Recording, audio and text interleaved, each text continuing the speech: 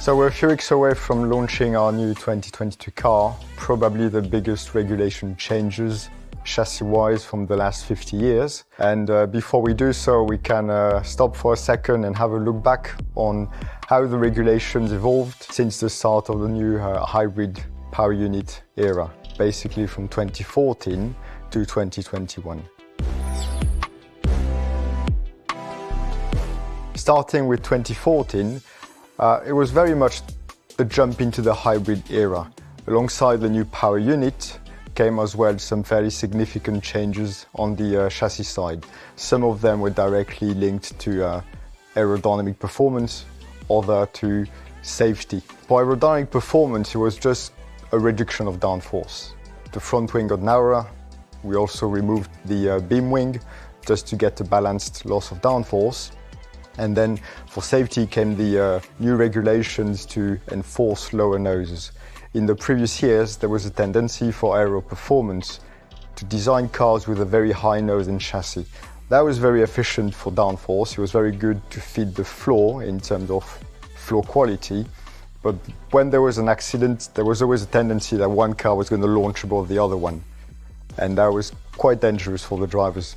So the 2014 regulations tried to lower the chassis, get a new wording for the nose to make sure all the cars would end up with a low nose. And when you have a side accident, you just stay where you are. You don't risk to launch above. The other aspect which affected the chassis performance for aerodynamics was the relocation of the exhaust tailpipe. All the cars were using the exhaust gas to enhance the aerodynamic performance of the diffuser. So in the early 2010s, we were talking about blown diffusers with directly the tailpipe on the floor next to the tires. Then when we got to 2012, there was a first attempt to relocate the tailpipe to back off performance, but then teams still managed to find another location, which was on the side of the bodywork, quite upstream of the tires, and other aerodynamic ways to still get the benefit. So to make it simple, the regulations prescribe the tailpipe location under the rear wing, above the crash structure, in a location where there is nothing you can blow the gas towards. The effect of the exhaust relocation was the most powerful, because in the previous years, the biggest aerodynamic update you could see in season was not a wing, was not a floor, it was a new engine map. All this put together in 2014 led to a reduction of downforce, something like 20 to 30%, and the cars were aerodynamically a lot simpler to manage.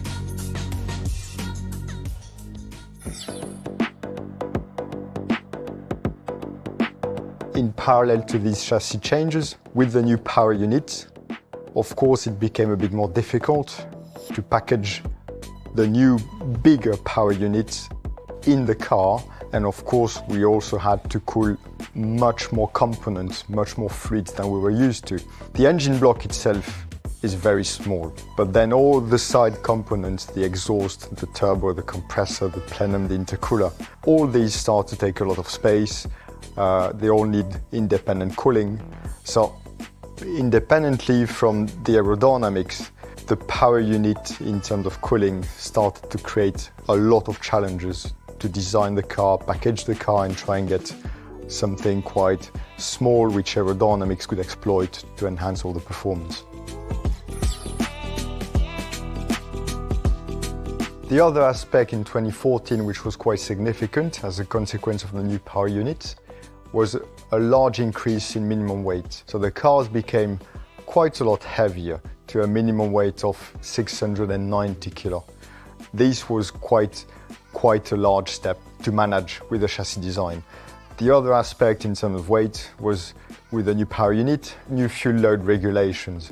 With the hybrid engines came a maximum fuel allowance for the race of 100 kilo, with a fuel flow rate of 100 kilograms per hour. But the key was the 100 kilograms of fuel for the entire race. Again, in comparison to the V8s of the previous years, in a race we would tend to use, broadly speaking, 170 kilo of fuel. So the new engines became far more efficient. As a consequence of the fuel load in a race, the car would be a bit lighter, but when you were going to qualify, the car was quite a lot heavier than before. So putting all together, you have a heavier car with less downforce. It's a recipe for having a car a bit more difficult to manage and less performing than in the previous years. The last aspect which started to be quite significant from 2014 onwards was the tower management. All the teams started more and more to look and to invest into managing the towers through a stint, understanding all the thermal behavior, the wear, and all these aspects really started ramping up through these years. That was going to feed in all the following years to quite a large extent. 2015, 2016, beyond the tweak on the nose regulations, all remained quite stable. And you would see the cars, they would evolve in a fairly subtle manner. And the biggest changes you would see were across each year when you would have the opportunity to review the entire power unit packaging, a new chassis, you would review all your cooling package, you would have an opportunity to review your front and rear suspension, your gearbox. So this is where you would see the biggest changes. And typically, you would see a trend of the cars shrinking more and more in size towards the back. You would get more compact radiators, more compact power unit, smaller gearbox, and all this was just freeing up potential for aerodynamic performance.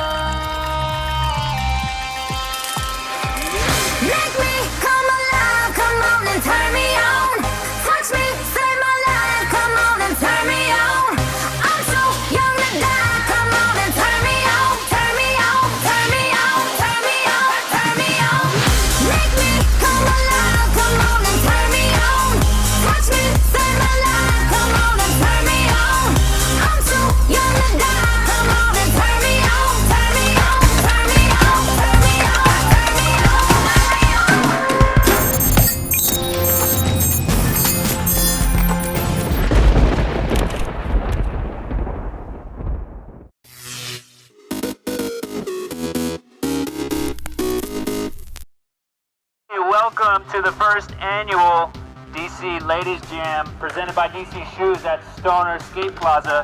Sunday, March 6, 2022. Contest is out!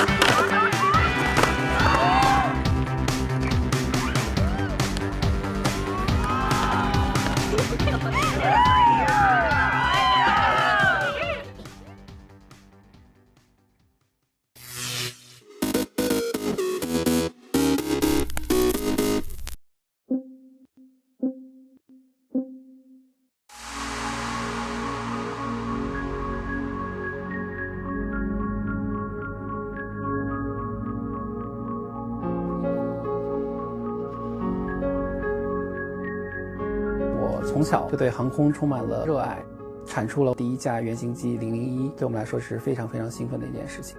它真的是一个很特别的飞机。我是这个项目里的设计师，我觉得这个工作它比汽车设计要更难。第一次见到就觉得，就是你做的东西终于造出来了。我在这么短的时间内，现在它就摆在外面了。我们希望为这个项目付出更多，然后我们也愿意做这些事情。其实飞行器它的性能很大程度上取决于电池的性能，既需要高功率也需要高能量。这个电池最大的亮点就是它的安全性和可靠性。我看到了这个电池装在飞机上整个过程，是一种很有成就的体验。我看着这个部门建立起来的。我们团队其实就是每个人都身兼数职，他们是真的想把这个事情做好。我想让所有的人都知道 Vimo 的这个故事，然后 Vimo 的这个团队。梦想总是要有的，万一实现了呢？今天我们终于有结果了。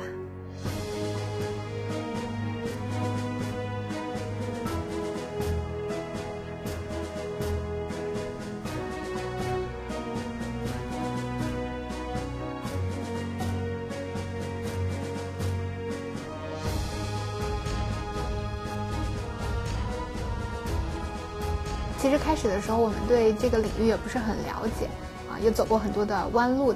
我为我们现在这个团队里面的每一个成员都感到非常的自豪，大家都是在把这个项目作为我们职业生涯的一个作品在完成。我也非常自豪能够为大众汽车的未来可持续出行做出我们自己的贡献。This is a very special day for me. In the automotive industry, we are at the edge of a new era. We put a team in place in order to pursue. We get this beautiful tiger up into the air, even with some brave people on board.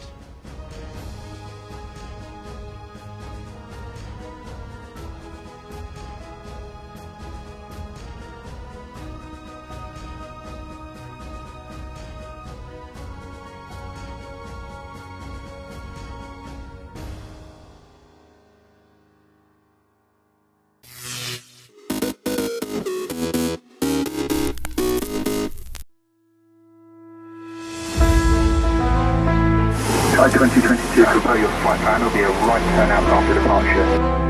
Very good morning, ladies and gentlemen. This is your captain.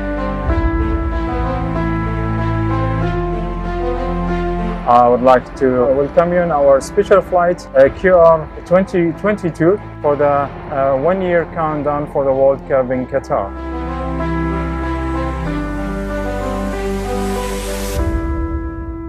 Ladies and gentlemen, we're currently flying over the city of Al Wakra.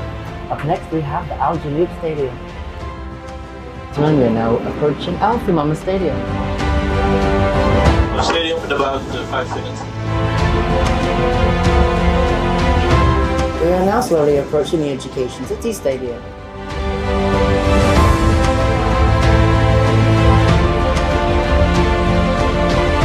You're right, magnificent Al Bayt Stadium. We're now approaching Qatar's biggest tournament venue, which will host the final.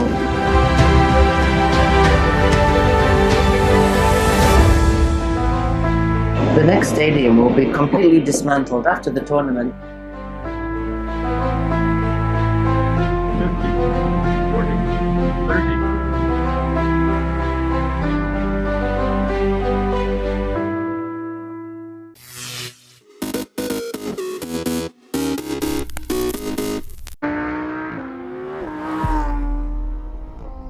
Some cars just kind of do it, you know, just like a great work of art.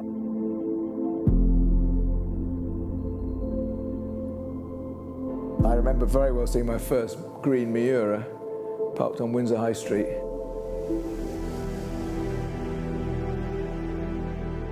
I was about 13 or something. Yeah, big moment.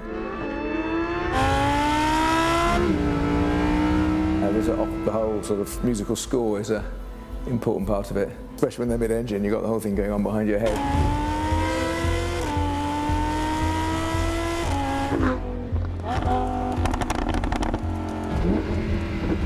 So my grandfather was a good racing driver before the war, exceptional, and a very talented engineer, and you know he was really into it. Hence he built the circuit, and then when the motor racing was on, he'd take me down to the track, and I'd meet all the drivers, and so I was very disappointed when he closed it in '66. So we were trying to get the circuit reopened. That was proving to be quite a challenge. I was president of the BARC, and one of the board members there said to me, "Why don't you do a hill climb in front of the house?" I brought the track inspector up here to have a look at some ideas here. He was immediately, much to my amazement, very positive. With this, I can't believe this is the 30th year. Absolutely extraordinary. And there are some brands, you know, which I think you just couldn't really do it without, and they've got to be there. And the Lamborghini is absolutely one of them.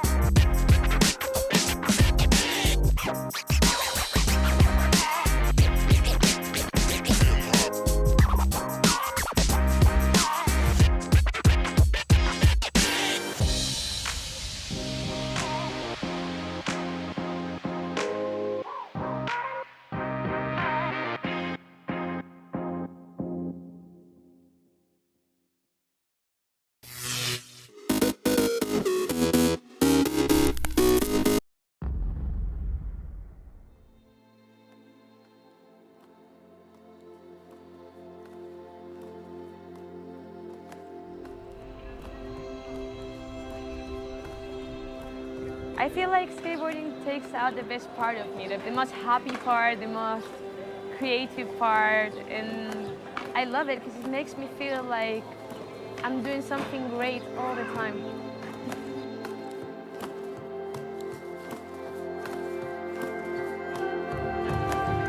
I didn't speak the language or anything, and I think on the first day they took me on a skate trip, and then the next day they're like, all right, we always meet in Magba, so from then I always go there to meet with people.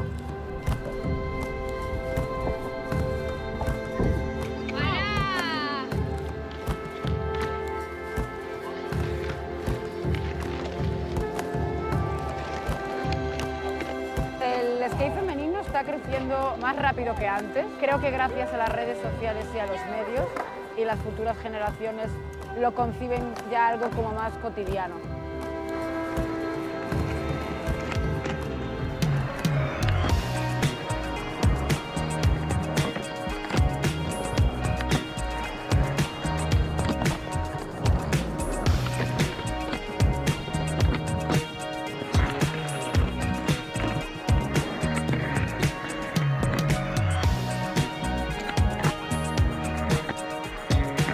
Para mí, Magba es un poco mi barrio también. Aquí aprendí muchísimo, o sea, hice un crecimiento del skate muy bestia. Nadie te mira mal, ni nadie te juzga, todo el mundo me saludaba, ya me empezaban a conocer, me daban un montón de consejos acerca de los trucos que hacía mal y rápidamente, en verdad, me fui formando de la familia del Magba. Wow, era Magba Life por completo.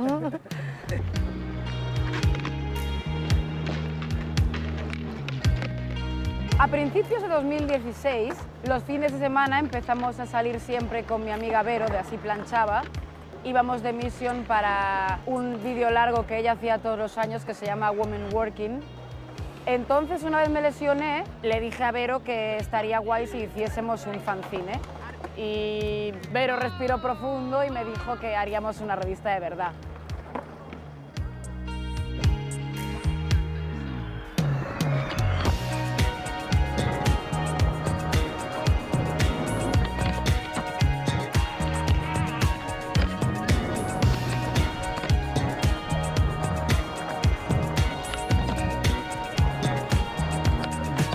I feel like female skateboarding is growing so much. We're going in an awesome direction. I see clips of different girls on Instagram every day and everywhere, and it looks like so much progression, so many girls who are ripping, so I'm stoked on that. And I see a whole future for all of us.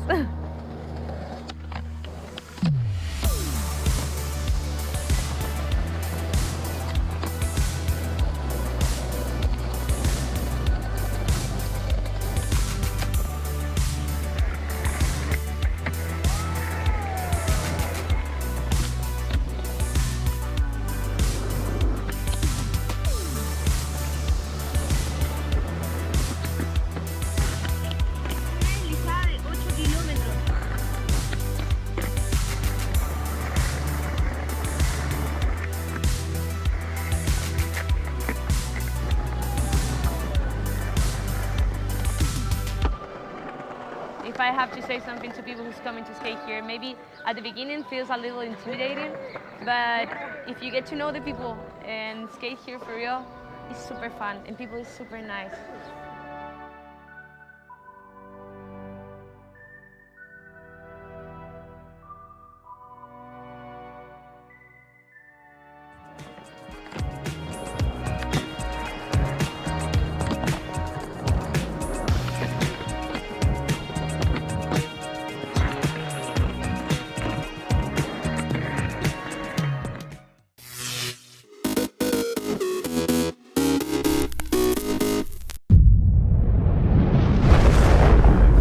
Come with us.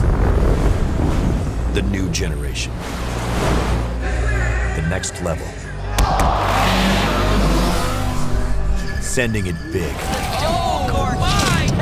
You're in for a good run. Let's go. Come with us to the track, to the trails, to the slopes, to the surf, to the fight, to the race. Look at this! To the 4 a.m. starts, training harder, pushing further, hitting back, hard.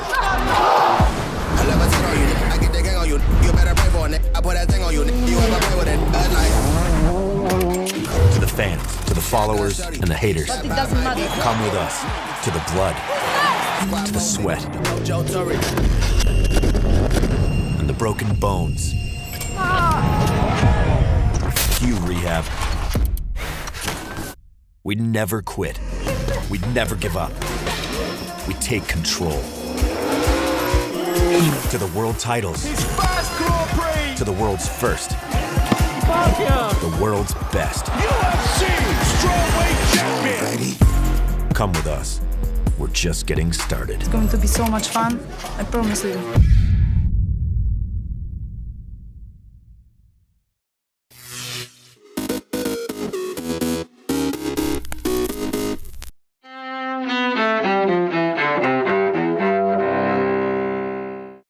August 25, 1944. During World War II, Allied forces in Europe liberate Paris, ending 4 years of Nazi Germany's occupation of the French capital. 1875. Captain Matthew Webb becomes the first person to swim the English Channel, making the journey from Britain to France in 22 hours. 1985. 13-year-old Samantha Smith and her father are killed in a plane crash in Maine. 2 years earlier, the girl's letter to the Kremlin led to her famous peace tour of the Soviet Union during the Cold War. Soviet people do not want war.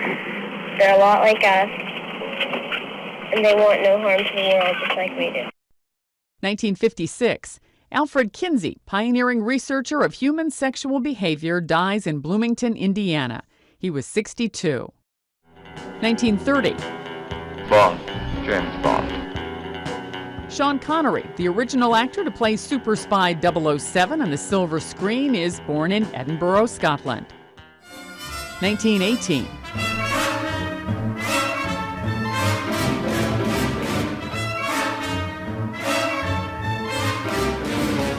Composer and conductor Leonard Bernstein is born in Lawrence, Massachusetts. Among his well-known musicals, On the Town and West Side Story. 1954, Elvis Costello, the musician whose work ranges from rock's new wave to classical and ballads with Burt Bacharach, is born in London.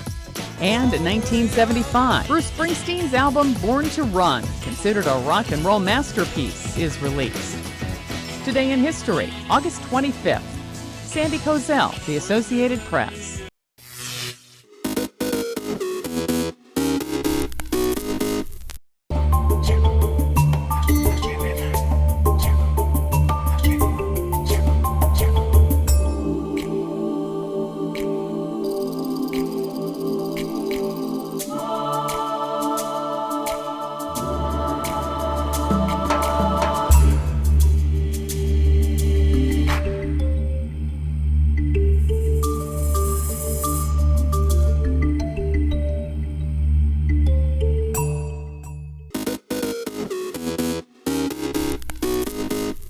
Welcome back in our studio, and in today's news,